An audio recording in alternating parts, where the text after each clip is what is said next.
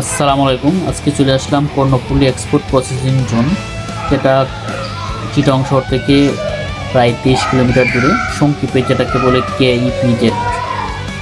So এটা একটা বাংলাদেশের অর্থনৈতিক জোন। এখানে কোরিয়ানরা তাদের অর্থনৈতিক কর্মকাণ্ড গুটিয়ে থাকে। এখানে অনেক গার্মেন্টস, পোশাক শিল্পর জন্য অনেক কলকারখানা অবস্থিত।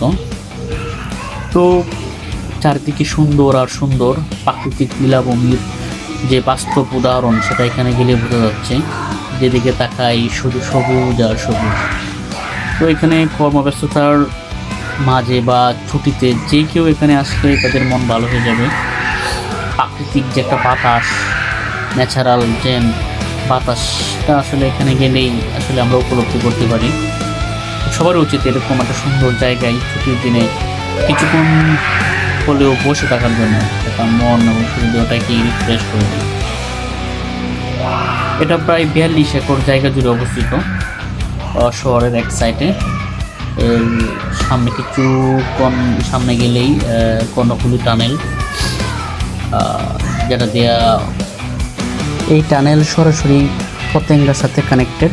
তো সহজেই কেউ এখান দিয়ে টানেলের ভিতর দিয়ে প্রায় এই তো 5-6 মিনিটেই পতেঙ্গায় চলে যেতে পারে। তো আশেপাশে